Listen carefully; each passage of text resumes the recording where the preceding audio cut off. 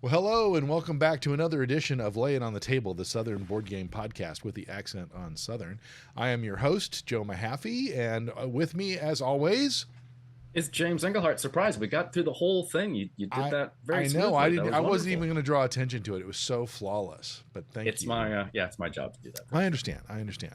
Well, here we are on the last episode of 2022, and if you think about it, gosh, we started this in April, and took us a while to finally get our rhythm and stride and sort of stuff, and I still think there'll be more to come on that, but so far so good. I've really enjoyed getting together with you every couple of weeks or so. If you don't take That's time, fantastic. if you don't take time to get married and stuff. It's an excuse to sit down with an old friend and talk about board games. So yeah, 100%. So for this end of the year podcast, I am packed with things to talk about. So let's see what we can get into. So I wanted to make a couple of notes here at the beginning, because these are some games that may or may not be under my tree. Ah, yes. But they're interesting because Basilica is a game that came out recently, and I actually got to see it play tested in my friendly local game store. Very cool. Yeah, it's really neat. So there's a podcast called Rolling Dice and Taking Names, I think it is. Okay. Yeah, there's a couple of guys based out of Charlotte here, and they invited the designer over from Poland to come out and hang with them.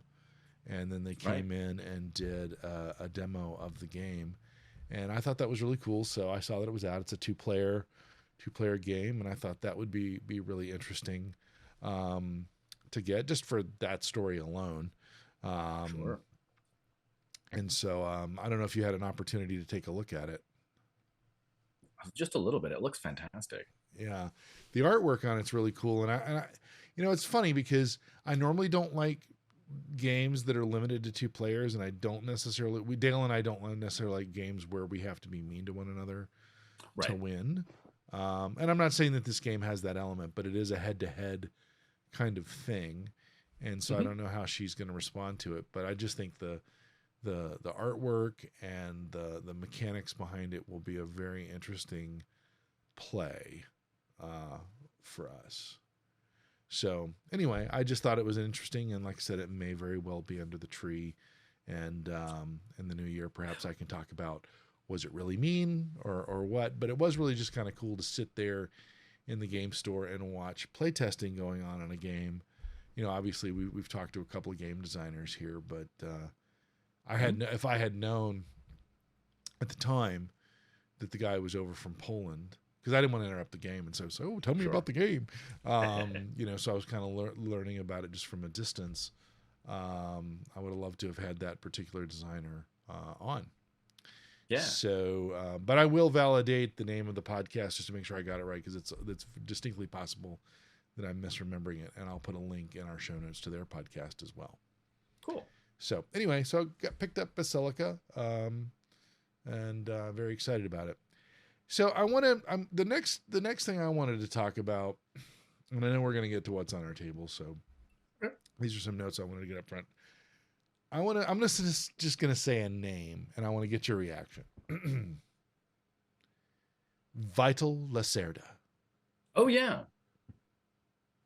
So what about Vital Lacerda? Well, Vital Lacerda is known for these big, heavy, long play.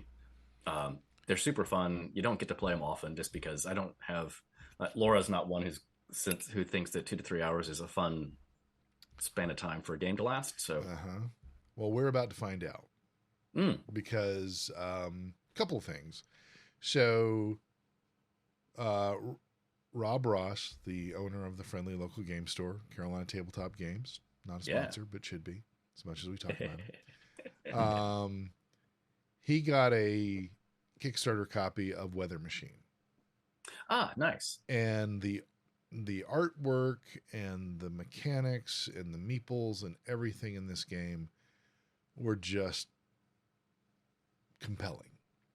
Okay. And so I picked it up. Again, it's going under the tree. So won't know much about the play until the new year. But as I was researching the game, I discovered there's another game that he did called Kanban EV. Yes. Now, Kanban, the only reason that became interesting to me is that last summer, I got my Safe Agile certification, which is scaled agile. It's a thing I do for work. And one of the major components of scaled agile that a lot of people like to mix with it is the concept of Kanban. And so when I was going through the class, we were talking about the fact that I was liked board games, etc. And so we talked about certain games that might even fit that genre. So Kanban came up at that time, and I had no idea. I was like, "Oh, game on Kanban, on Kanban, that could be interesting." So I actually picked that up as well. I was able to get the Kickstarter version directly from the publisher. Cool. But it's just really, so I'm very fascinated by this designer. Publisher is Eagle Griffin Games, by the way. So I'll be curious to see how first of all, how Dale and I gravitate to those kinds of games, because I think it will lead us to, some other heavy games. Like we've had Coffee Traders for a while, and that's it's not different designer, completely different thing, but it's a hefty kind of game. So we'll see. Yeah. I have his Vinos in the other room, which has been waiting, languishing for a while. So I'm hoping to, at some point, find somebody else who's interested in playing a Lacerda game. Well, he's got another one called Lisboa, I think. That looks pretty interesting too. But I want to kind of feel out these two first before I go, all in. Which me, I love to complete a set, so I probably will. But it's funny. So far it's got a, it's rated an 8 and weight of 4.5 out of 5. So yeah, it's not a little one. Well, hour and a half to play. Yeah, and so it'll be, again, I love the idea of it, and I also think that the science behind it might actually get my daughter interested in it. It also kind of reminds me a little bit of Tapestry. Okay. In the sense of how you have to advance certain things. And again, I say that having watched one video on it. But as I've been kind of going through my collection, I've noticed that I have a couple of Martin Wallace games, and I have, there are some classic designers out there that I think could be really interesting to kind of level up this year as we kind of continue down our board game path. And I'm going to talk a little bit about that later in our discussion about some of my plans around that. But I just thought those 3 games were kind of noteworthy here at the beginning of our podcast to sort of talk about things that have got, they're not on my table yet, but they're certainly interesting to me. And before we get to what's on the table, I did notice something news. I don't know if it's newsworthy. I did notice that there's a company out there called BoardGameTables.com. I don't know if you're familiar with them. There's a couple of other companies that I like it, but yeah. Yeah, I don't know anything about their tables because I've chosen to go with Game Toppers, and once I did that, nobody else exists because I don't need to be seduced by Wormwood or anybody else. But the reason I know Board Game Tables is for a couple of reasons. Number one, I have their bags. They have great bags to travel to and fro the game store with. So I have a number of those that I've backed. And I also have one of their games I'm going to talk about when we get to what's on the table, The Ghosts of Christmas. So they've done some little games along the way. But anyway, they've changed their name to All Play. So I think they're beginning to branch out a little bit beyond just the board game table concept, because obviously they're publishing games. They've got the bags and the cases and stuff. So I just thought it's always interesting to see how people are evolving their business model and stuff. So I thought that would be worth talking about. I think the name change is a really good idea, because if you're doing more than just, tables, that's great. And then all of a sudden you're like, oh, well, we could do that too. Then you really do need to shift the name so that people know that it's more than just that thing. Right. Yeah, no, 100%. So anyway, so those were just sort of some things that I thought would be interesting kind of kicking off our discussion with. I will let you know once I've kind of dug into the Vito Lacerda games, sort of what I think. I think we'll jump into Weather Machine first and I think Kanban will come around when either I can convince Dale that we should play it, or I find some people that are interested in scaled agile. Yep. Which in my world might be very easy. I don't know. Yeah. We'll have to see. So I'll report on that in the new year. But anyway, let's talk about what's on our table. I'm going to turn it over to you for a little bit because I know you've got some things here that you've been playing here lately. Yeah. So I mean, the big one that's been hitting the table a lot, including just last night, is Wingspan Asia with the Duet version. Mm-hmm. And one of the fun things, my brother, I think knows this by now, but is getting Wingspan, the base game, for to be under his Christmas tree. And I said, hey, we can set up a call and sort of walk you through, some of the ways, the game a little bit. I don't know, it comes with a quick start now, so that should be pretty easy. But one of the things that happens in that base game is that it's hard to get food and birds to move. It's not just the challenge of getting more birds and foods, but that the dice tray can just be super static and so there was a hack years ago where someone said, well, what you do is you take the automa cards and you just, like, after the second player, you flip it over and then you take whatever food or whatever bird it says to do. And that keeps those things moving a little more, gives it a little more dynamism. Okay. Europe did a pretty good job of changing that a little bit, and Oceania absolutely made the whole economy there a lot more fluid, and it was very easy to play with two people. So Asia, now designed with two people, I was afraid we might have to go back to the whole let's shift the food a little bit, but the birds themselves usually give each other, there's a lot of like, you get a food, I get a food, you get a food, I get a food. So it's the Oprah model. Got it. It's that. And so it's a little more active to begin with. And then there's the duet board in the middle.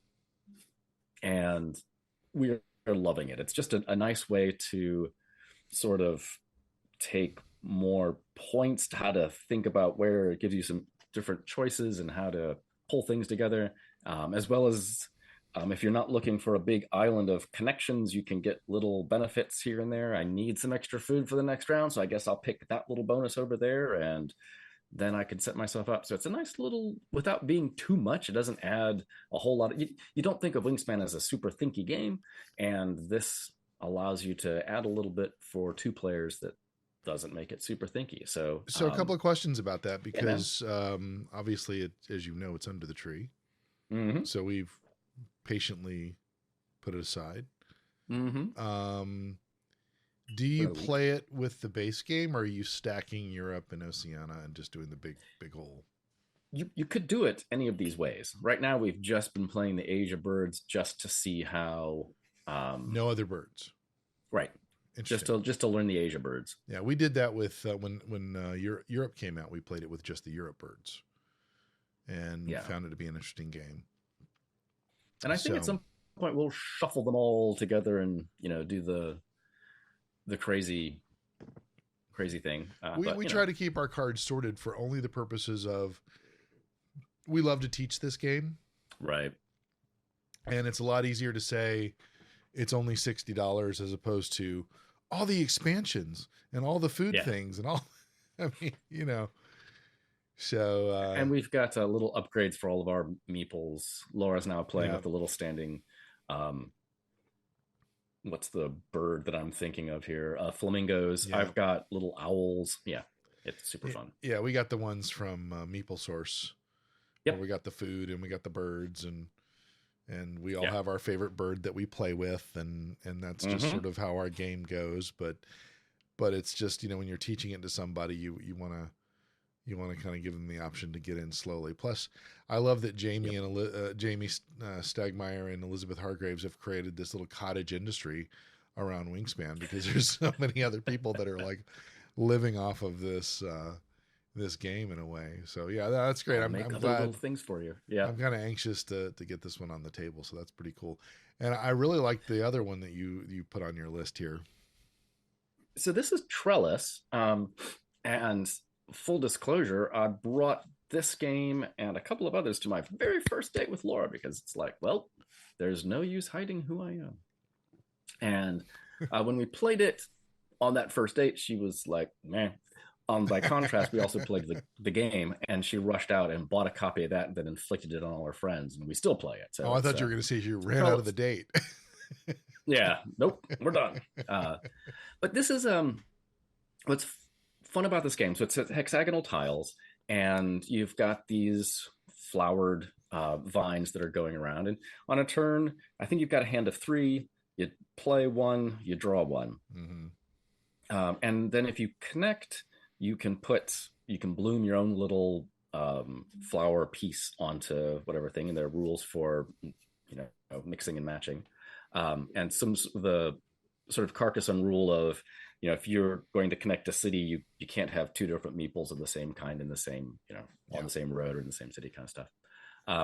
But if you play something and you connect somebody else's, then they get points, but also you get more points based on how many are more opportunities to put flowers down. And the first person out of flowers wins the game. So you might let somebody else put a couple of theirs down, but you'll get to play a whole lot more. So there's an interesting kind of push and pull. It doesn't work super well with 2 players, because you can kind of go off on different sides and build networks on different ends of the table and, never see each other. So I was trying this out to see if I would bring it to my students' game day. Right. And we thought, yeah, it would work better with 3 or 4, where you're kind of forced to meet each other a little bit more. I mean, I'm sure you could play this a little more aggressively, where you're laying stuff to get in somebody else's way, but we tend to like, oh, I gotta just do my own thing. And so, and there's nothing in the game that makes you, get in somebody else's face the way that I think if you had 3 or 4, you have to. Yeah, we have this game and we like it a lot. We got it around the same time that we got Calico. Mm-hmm. And it was, so there's very, it's that same kind of shape and you're putting it down. And we would pull it out a lot of times when we're looking for a quick game. Oh, yeah. And it's a lot lighter than Calico. Yeah, it is. I mean, sometimes I think we played it like that and King Domino back to back. Just something simple to get out on the table. Yep. We haven't played it in a while. We keep talking about that. But we enjoyed it. It's a long stretch from Metal Lacerda. Yeah. I might just be a glutton for punishment. I don't know. Oh, no. I think the Lacerda games were pretty awesome. I played it. Anyway. But yeah, it's a nice little, and I like you're always kind of forced to do something for other people. There's always going to be like some vine that somebody else can connect, or, if you do the gift thing by letting them bloom a flower, there's I like that idea a lot. Right. No, it's a fun game. And the thing I love about games like that is that if you're looking for you've got an itch to scratch of, hey, I want to play a game. It's easy to get on the table. It's easy to play. It does play I understand what you're saying from a 2-player perspective, but that's the only way we've ever played it. And we still enjoy it. So I think that's good. And it's also kind of good just to, to introduce games to people that are, they might be intimidated by the more complex versions of the hexagonal games. So anyway, we like those.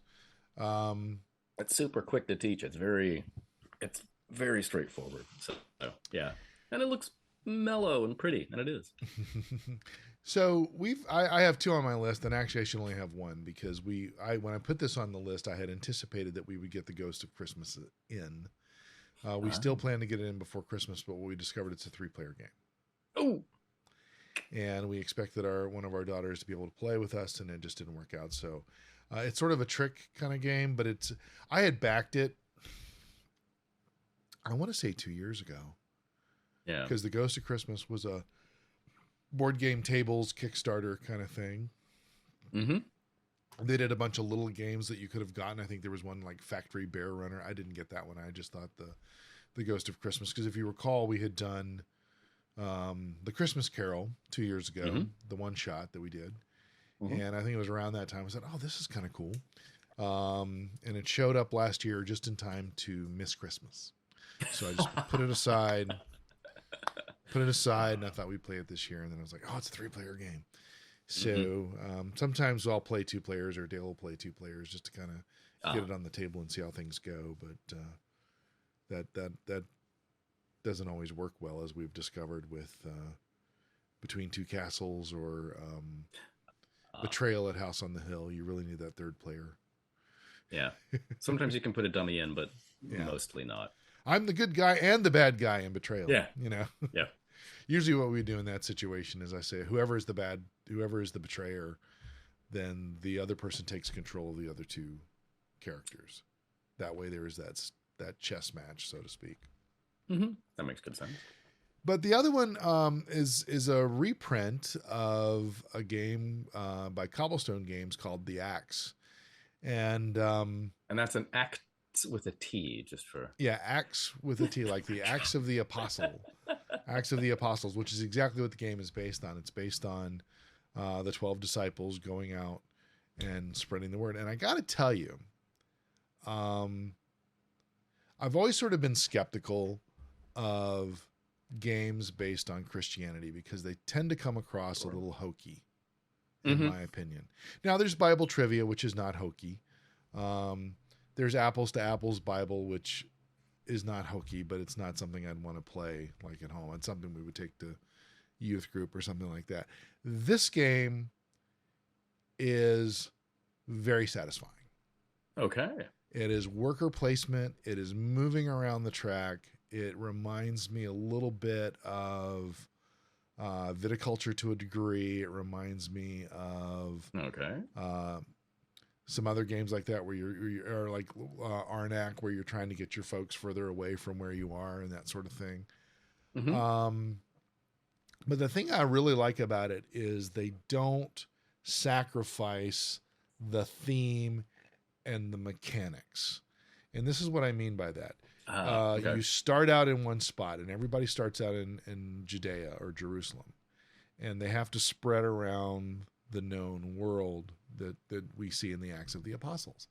And there's always going to be some disciples that stay in Jerusalem where they can fund everything. And so it's just really kind of interesting if you know the story. And I know not everybody's religious, and I get that. But I think it's just very satisfying that they got the theme and the logic of the theme as well as the mechanics down really, really well. And so we were really kind of blown away at how much we enjoyed the game. Oh, wow. So so we've played it a couple times. It's still on the table right now. It's there's a lot of different things you can do from a strategic standpoint with it. Cool. So I was very, very pleased with it. And I've seen a couple of reviews where people have said the same thing I did, that the theme it's one thing to say we're going to do a religious kind of themed thing. It's another thing to actually pull it off and still you don't have to be a Christian to sit down and enjoy the game. Right. But still make it a good game. But if you are, there's like Bible verses on the cards. If you want from the Acts, it's all from Acts. It's not from any other book. Right. But it's just really interesting the way that they put all of this together. And it's like I said, it's just we've been very pleased with it, and I'm not gonna make this all about that game, but it was just I was just very surprised, and it was one of those things that we backed because I think I've said it a couple times on the podcast. I've been looking for games that I could use as a way to draw people to the game store and say, hey, where this is. Right. Yeah. So this was sort of in that idea, but the other thing I liked about it is I backed it in the summer, and it was here for Christmas.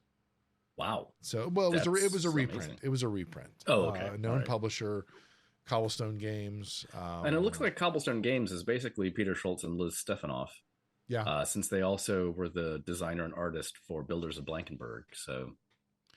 Yeah. So I think, but it was, lightweight game. A lot of fun. Cool. It came with a t-shirt that I have where Axe is spelled like it's like the AC/DC logo, but it's ACTS. TS. So I'm gonna wear it at next time I play. I played yesterday, but I was more appropriately dressed. But I'm gonna wear it next time I play in church. I think it'll be fun. Yeah, no, that's awesome.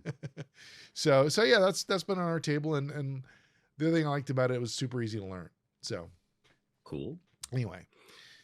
So we will move on, I suppose. Well, should we? Let me talk. I think sort of it's Sure. kind of the table stuff. I can tell just a little bit about game day at the end of the semester, which was okay, sure, you bet. Yep, it was super. I'll be brief. No, don't be brief. I just had it lower in the list. Oh yeah. That's cool. No, do it now. Do it now.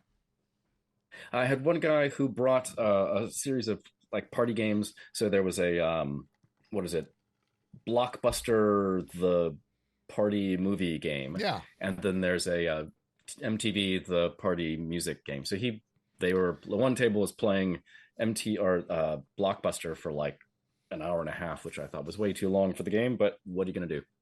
So the other half of the class starts off playing Dude, which they had enjoyed in class before.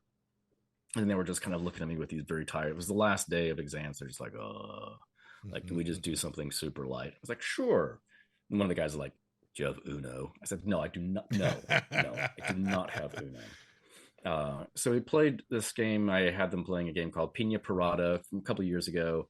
And I would rather play this than Uno. Most of the cards are double suited, so think like dominoes, but with little pirates. And then some of them are single suits. And all you're doing on your turn is you're laying down a card. The game comes with little tiles that have special rules that kind of break the game a little bit and change how you can do things. And that one of the rules that came up kind of made the game last longer than it should have. And they were like, yeah, we're done with that. So then I had them playing, can't remember in what order, but maybe 5-2-1-1, which is this game where you've got at the start of each round, everybody gets 5 cards. You lay down 2 face down, and then everybody flips them over. Then you lay down 1, flip that one over, and 1 more, and flip it over. So the gameplay is right there in the title, which is kind of fun. And you're trying to, again, with different suits, different colors. I think there's like 6 or 8 different suits, and you want to be in the majority of the suit, but you don't want the suit to go over a certain number. So if there's 5 players, if there are fewer than 8 cards in that suit, if they're the majority color wins, hooray! And then they've got little iguana cards too that you also do this. So it's a little bit of a push your luck. So you're seeing stuff come out, and then you're flipping another one over, and you're seeing. It took them a little while to get the idea, but then they realized that it was super manipulative, and it was awesome to watch them kind of go, wait a minute, I see what we're supposed to be doing. And then then it was fun to watch them descend into, why did you put another yellow card out? Why did you do that? And yelling at each other about stuff. That was super fun. Awesome. Skull is also, it's like a very stripped down version of Liar's Dice.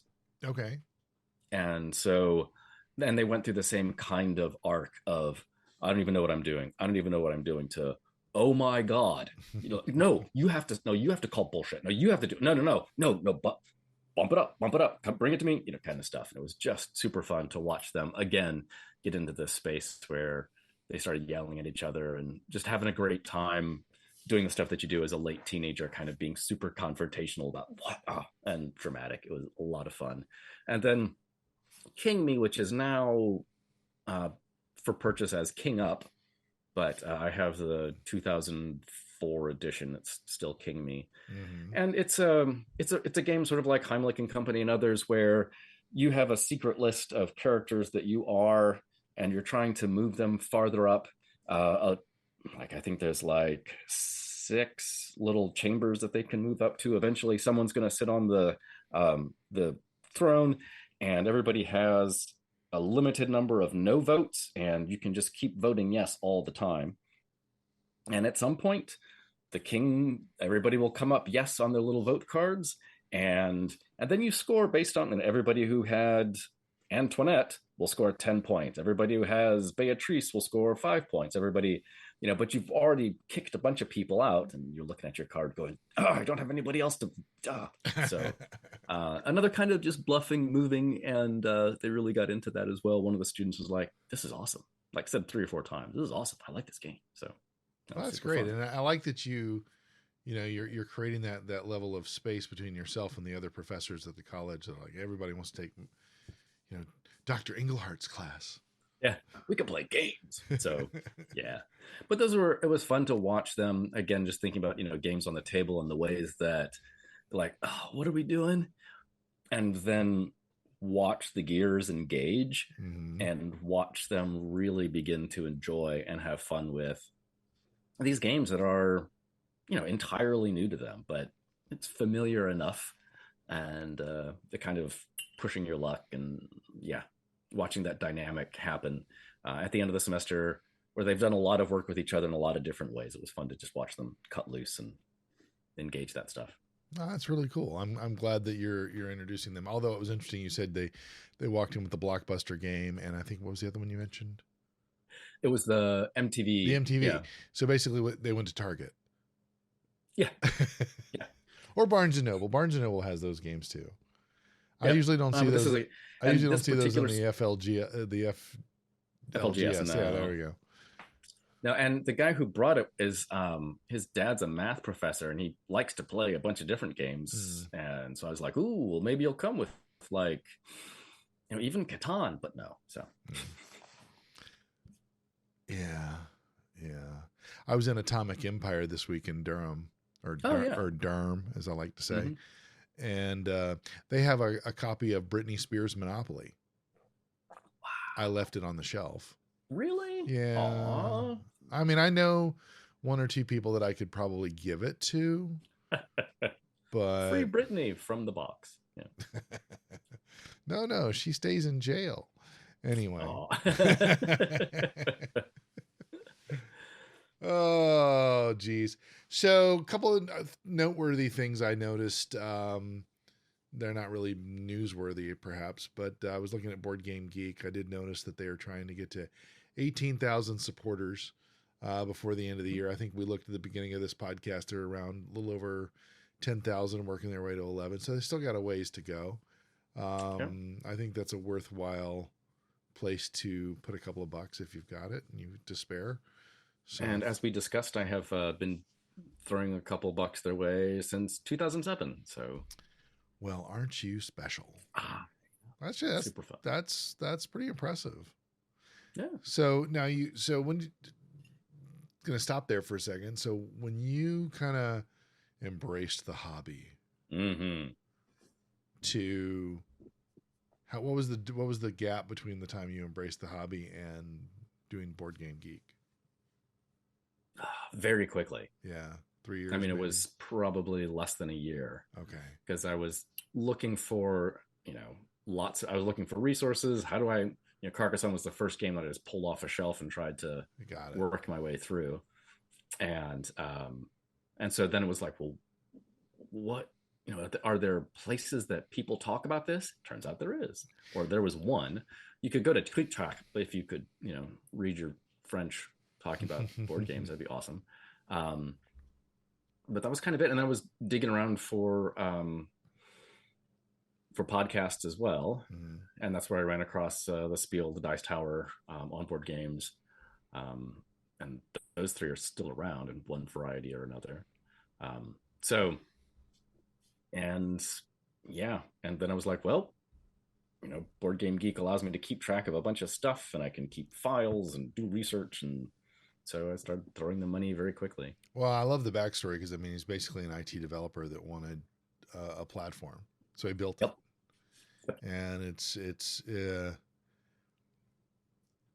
I like that he's focused more on function than is pretty. It's not necessarily, compared to, it's not very pretty. compared to other websites, the way they would skin it. I don't mean any critique of that. It's just, it's very functional. There's plenty of critiques about that. Yeah. It's pretty funny. Yeah. And the first game in the database was D-Mocker. So game number 1, D-Mocker. Because you couldn't find anybody else who was keeping track of all this stuff. So, yep. Well, last year when I was doing, I did 100 days of Python, where every day I would write Python code. And you got to the section on APIs. I actually wrote an API that allowed me to go capture content out of Board Game Geek. Nice. Which they've opened it up so you can do that. They actually have a page that explains that. I wasn't hacking or anything. I should probably explain that to the listeners. One of the things I noticed that I thought was interesting, and this actually is pre the situation in Ukraine, but they actually have a list on there of board game by Ukrainian designers. That was first published in 2019, obviously before the conflict that's currently going on, but obviously after the illegal annexation of Crimea, I will say. But it was just kind of interesting to see. I was just kind of curious. I kind of stumbled on this out of curiosity. And there are quite a number of these games I'm very familiar with that were listed on, probably Mysterium being the most popular, which is why it's number one on the list. But I was just really impressed with the number of Ukrainian designers. So if you're interested and you're looking for a way to support the Ukraine as well as your own guilty pleasure of being a board gamer, you might want to check this list out at Board Game Geek, and I'll put it in the show notes. Yep. There's a lot of good stuff on here too. Lots of, many that I recognize. Super fun. So anyway, just the Armed Forces of Ukraine, should you want to go full military thing. Full on, That's just kind of interesting. I mean, I think what kind of led me there was, last time we talked about me playing around with Mastodon and meeting the game designer from Romania, just got me thinking, well, there's probably, Euro games, so let's see what's going on in the Ukraine and just sort of see what that population kind of looks like, so you can kind of bring it full circle. So I just thought that was kind of interesting, and I appreciate the Board Game Geek community for, making that sort of a priority, if you will. So I wonder if there's a list for Argentinian. Did something major happen in Argentina? Well, it happened apparently somewhere else, but yeah, that's what I hear. It was in Qatar, I think. That's what I hear. Yeah. Yeah, no, congratulations to them. It's been, the last time they won the World Cup was 1986. Wow, yeah, no, it's been a few years. Yeah, I remember 1986, though. I do, and there was 1978 was prior to that. Look at me with all my World Cup knowledge. It helped that somebody posted a graphic that every several years, every several decades, they get to pick one. No, it was been very exciting. I got to say, in my entire life, the World Cup has been more a part of my orbit this year than ever before. And I don't know. I'm going to blame it on Ted Lasso. Ah, okay. Sure. I mean, Charlotte does now have a football club. Hoot. But I'll blame it on Ted Lasso. Sure. So, moving on to the Kickstarter section, I had two games in there that I just yanked while we've been talking about it because I realized I mentioned it the last time. I mentioned Pest the last time. I don't know if I mentioned Henchmania. I didn't see it in our show notes from last time. Familiar. So Henchmania was one I did back as well. Let's see if I can restore it. What did I just do? I don't know, but you've got this other one that looks really intriguing. Which one was that? It's this Forests of Pangaia? Yeah, Forests of Pangaia. So that one is, I actually backed that in July of 2021, and I literally just got an email this morning saying that it had shipped. It was due to ship in March of 2022. So the Forest of Pangaia by Pangaia Games. So again, this is probably their only game. It was very intriguing at the time. So I have a friend at the game store. I'll just call her Grace because that's her first name. That'll work. Be like Cher, Madonna, Grace. There we go. Yeah. And we just sort of have this unspoken agreement that anything that she backs on Kickstarter, she lets me know, and anything I back, I let her know. So excellent. That's sort of how I think that's actually how I stumbled across that game. Anyway, so I just got the word that it had shipped, so I thought, well, that's noteworthy. Only because it was. Cool. I'm doing my undo here with my Switch, but I guess that's all I get to do. I'll just take that out and I'll fix it later. when you back something in July of 2021, of course it was the pandemic, and of course when you give these, they give you these ship dates. I don't believe them. Sure. Anymore. I'm still waiting for the Crown's Chest Indiegogo that I talked about a while back. Oh yeah, it's a beautiful design. Yeah. I don't think it's going to happen. That's fair. Yeah, but Forest Pangaia, it should be here. I don't think it's going to arrive before Christmas. It might. If it does, I might just kind of set it aside and hold it off for like Valentine's Day. Because there's plenty of stuff to play between now and then. But we'll see. We'll see if it comes in. I'm very excited about it though, because I want to have more Kickstarters on my list that have arrived as opposed to that I'm still waiting on. That would be the nice thing, yeah.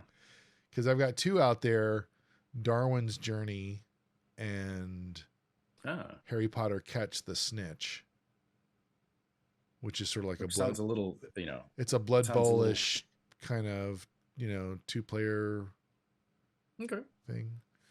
I was going to say it sounds a bit more like Mafia based, but sure. Could be. Oh yeah, Catch the Snitch. Yeah, there you go. Catch the Snitch. Yeah. You're a literary guy, really? Yeah. We go back. There's all kinds of, The Godfather was a book. Fair. Mario Puzo. Yeah. So Henchmania looks super adorable and a little creepy, but looks like a lot of fun. Yeah, it was one I of hope those... that the gameplay, it seems as chaotic as the art. Well, and the nice thing is when they hit so it just closed on the 17th. So that was 3 days ago. You can probably so it won't be here for Christmas, clearly. Won't be here for this Christmas.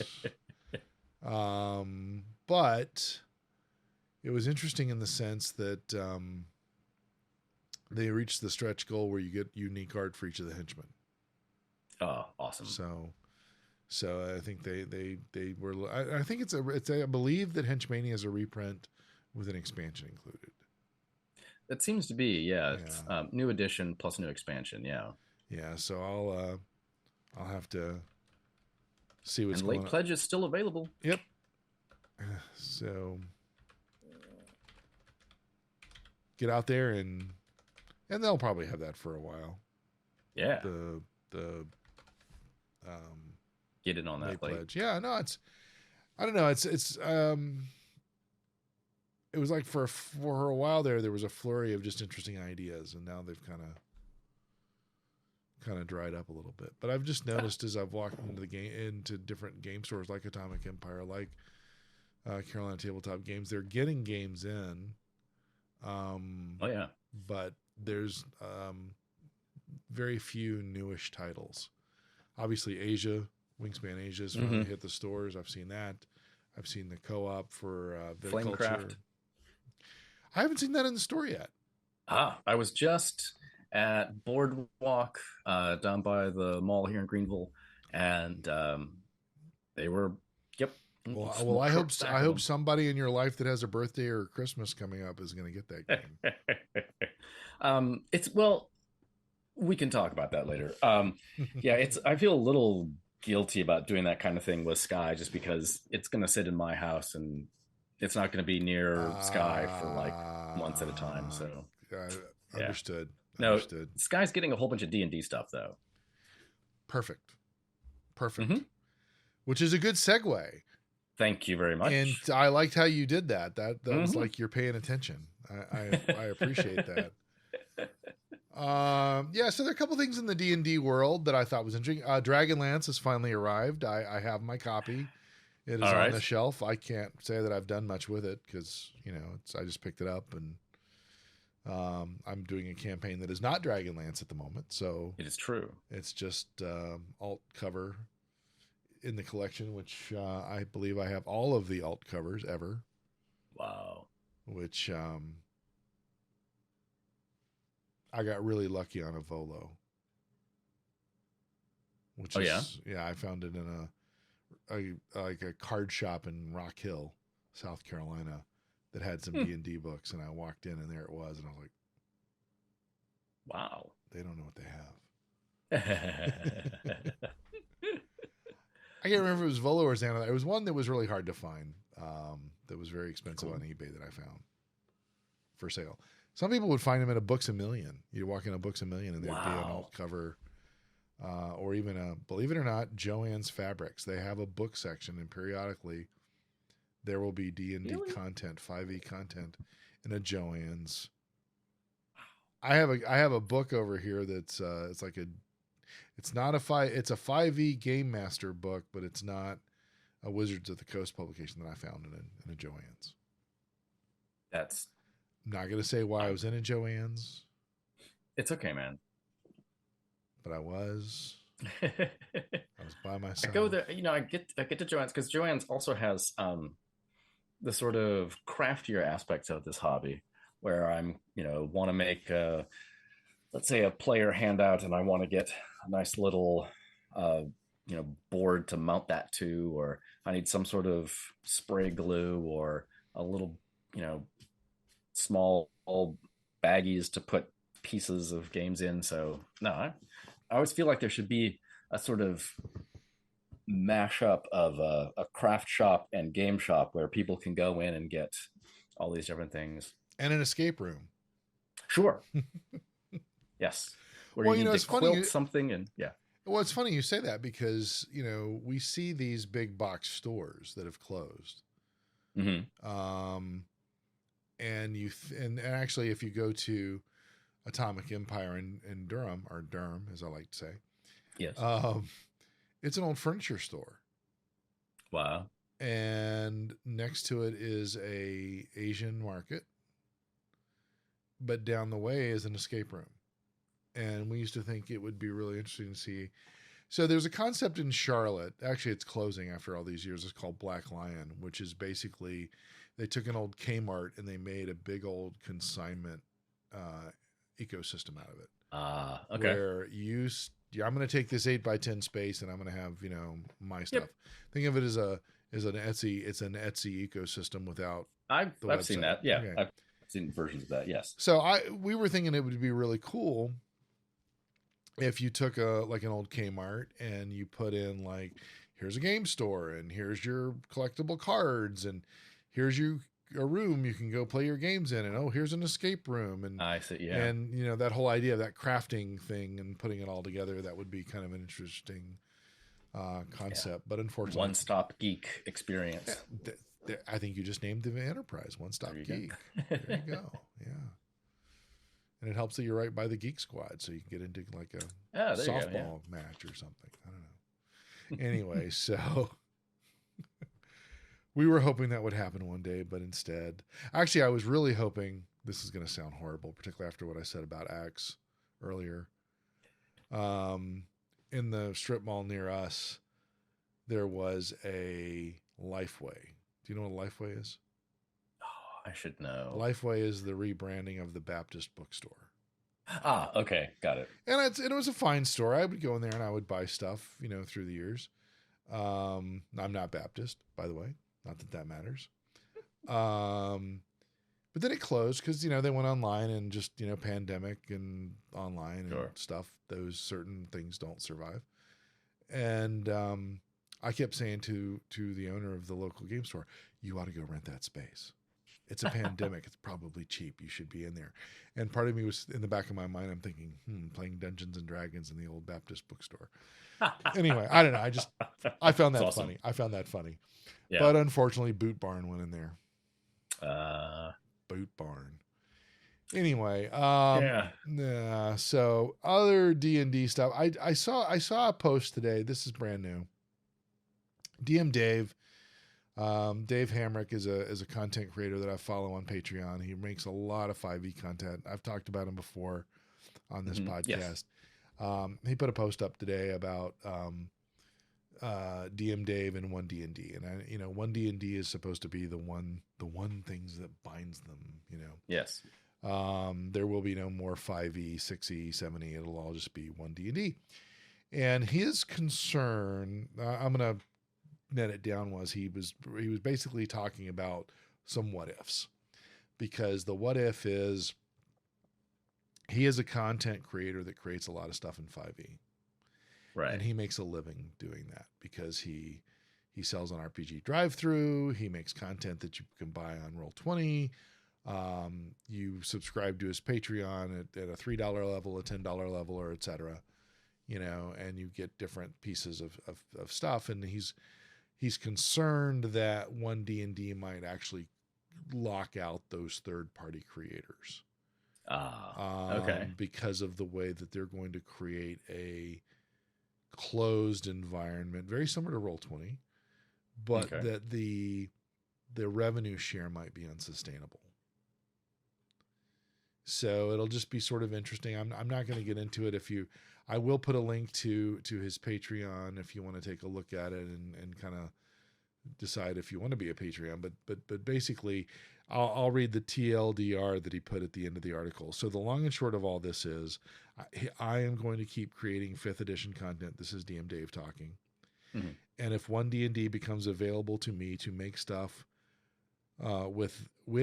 without having to go through DNDB to do it, I'm going to make stuff for that too. I think it sounds like a cool addition, but if I can't, he says he will no longer serve as an influencer and promoter of Wizards of the Coast, and will point folks towards whatever the next set of rule books is, whether it's somebody who does the next Paizo or anything like that. But he basically says, no disrespect to Wizards, but I've done this for 30 years. I have, this is my livelihood, and I need to protect my family and my contractors, which I totally respect. So I'm hoping that Wizards of the Coast will leave that door open for the open game license, which is really what they're talking about here, is the open game license. And my sense is that they will. I don't think they're going to cut off their nose to spite their face, because they've done it in the past. So hopefully they've learned from that. And did they do that as Wizards of the Coast, or did they do that as Hasbro, or did they do that as Wizards of the Coast? Yeah, no, there's a whole bunch. There's a long list of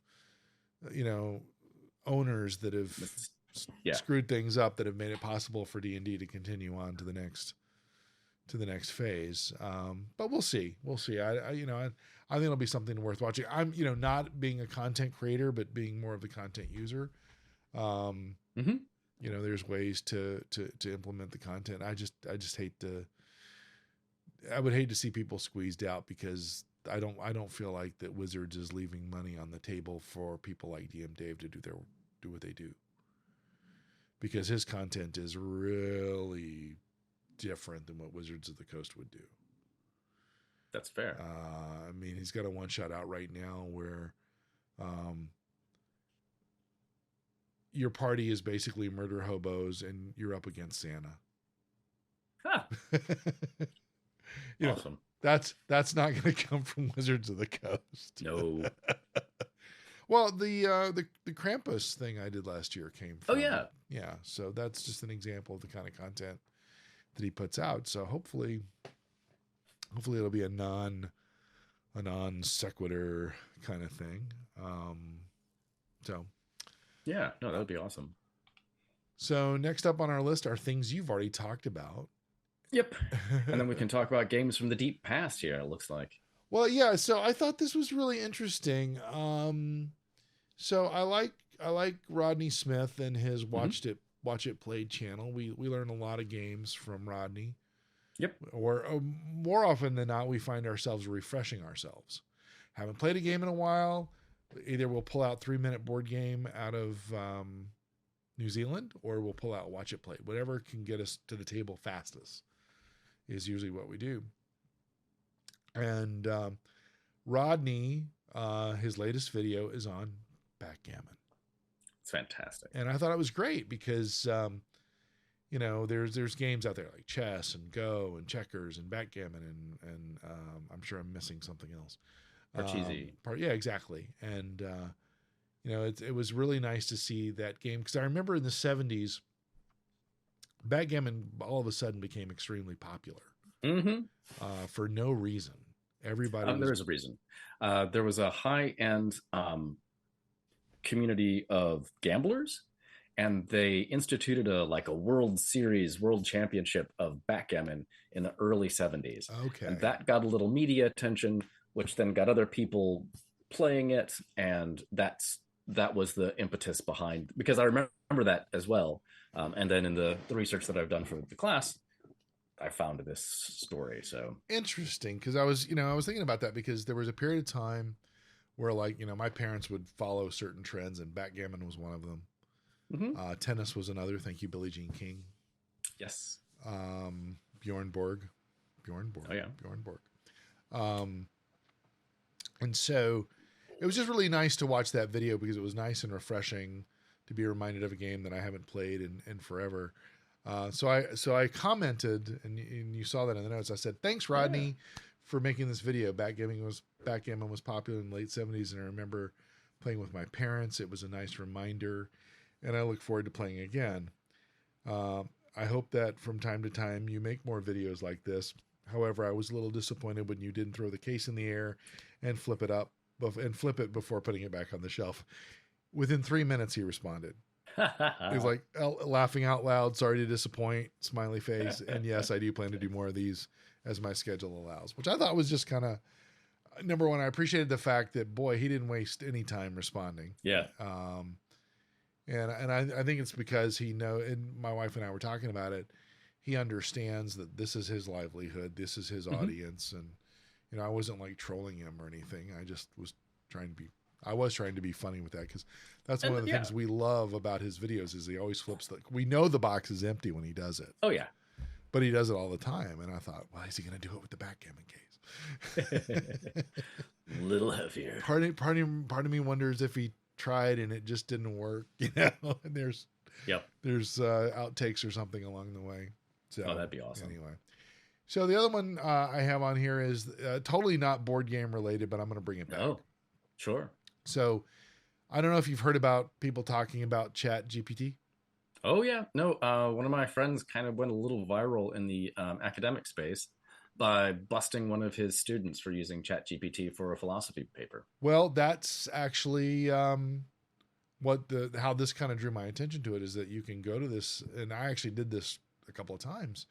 I joined it using, you can join it using your Google account, so you don't have to give a lot of personal information. I have a couple of Google accounts that I use that are designed to avoid me being spammed all the time. That works. So I joined and just was playing around with it. And one of the things I said was, write me an essay on this particular topic. And it did. It gave me a complete essay. So I feel sorry for professors and stuff that have to deal with it. However, there are you can use this for good. Oh yeah. So one of the things I was just playing around with was, and I'll get into this in just a second, but I was looking at my copies of Root.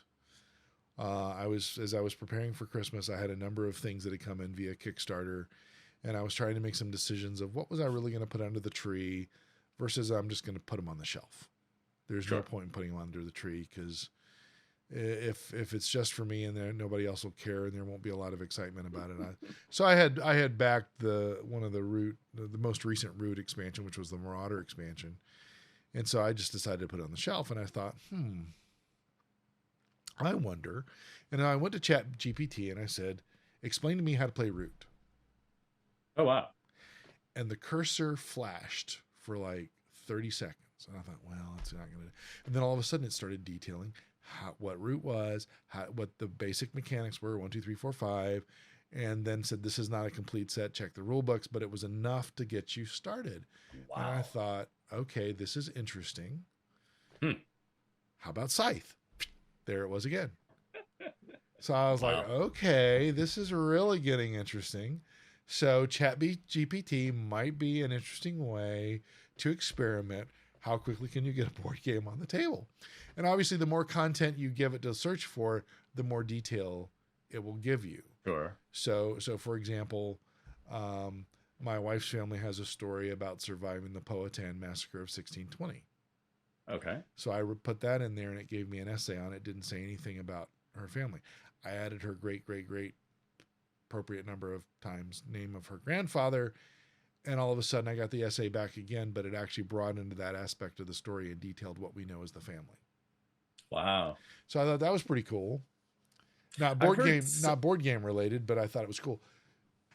I heard a guy had basically asked it to design a board game, and it came back with pretty decent sketch of a board game, and they said, well, what about this? Or I don't like the way this card looks. Can you change the power of this card? And it did. And he's like, you could just come up with pretty decent prototype game in a couple of minutes. So yeah, all kinds of interesting stuff with this. Well, so I brought it up for the aspect of the board games. However, over on another podcast that I listened to called Grumpy Old Geeks, they did their year-end show, and they were talking about, they were trying to be positive. They're usually pretty negative about AI, but they were talking about DeepMind. DeepMind has created an AI tool that can help generate rough film and stage scripts. Wow. But the people have said it's very formulaic, and they're like, have you looked at what you're putting out lately? But what they did say, and I thought this was really interesting, is that it was very useful for world building. Mm-hmm. And it's also very useful for like having a collaborator to, I like this, but I'm going to change this, and then I'm going to put this back in. And I began to think, I wonder what this could mean for a campaign setting. So I might look into that and see how that could be influenced. Anyway, everybody else was talking about chat GPT. I felt like we had to do it too. No, sure. But I thought from a board game perspective, it was pretty interesting. Last thing I have in here, Man Shorts, one of my favorite YouTubers. They have a couple of channels. They have one channel, Man Shorts. They have a couple of different pieces of content. One is called Drunk Before Noon, which is very funny.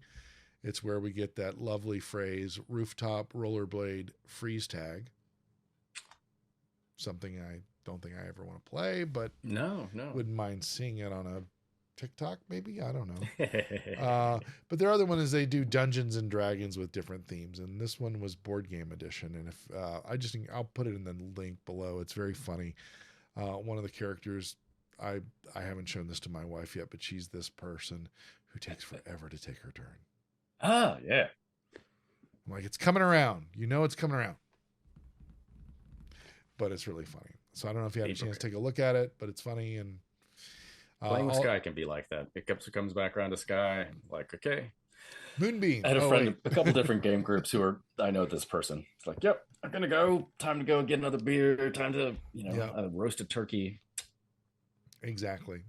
We'll still be at the table by the time we come back. Ooh. But if you're not familiar with their content, I highly encourage you to check out their Florida editions. Yes. Which are extremely hilarious. But they're very good. I like them a lot too. Good to see these guys again. Yeah. So anyway, that's kind of what all I had today on my list. Yeah. But this has went through everything on my list too. So yeah. But this has been a fun year. Trying to find our voice here. Hopefully it will continue to evolve, and I look forward to hearing more about your students. At some point we're going to have to invite one of your students on to tell us about their experience in your class. With the class, yeah. Why did we do this? Yeah. But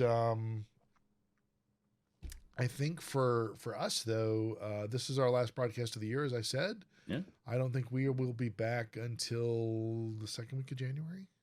That sounds about right. We'll stay on our schedule. Obviously, we're not going to record next week because it's Christmas. And then it'll put us a couple weeks out. So yeah. So in the meantime, happy holidays to you and your family, and to all of our listeners and their respective families, whatever your holiday tradition is. There are a lot of them out there to choose from this time of year. So whatever is your choice, I hope it is a wonderful one for you. And of course, Happy New Year. And James, happy holidays to you and to yours. And yes, Happy New Year's for everybody as we turn the corner and see what 2023 is going to be like. Awesome. Well, with that, we will bring this to a close, and I look forward to seeing you all in the new year, where we go into season 2. Woohoo! Which is what we'll put in our moniker in the we're going to call that. We got some ideas for some things we're going to do to step up the game in 2023. So we'll see what happens. Until next time, folks, I am not bored, but I am bored gaming. Joe Mahaffey with Laying on the Table. And I am James Englehart, hoping that all of your tiebreakers break your way. Awesome. See you next year.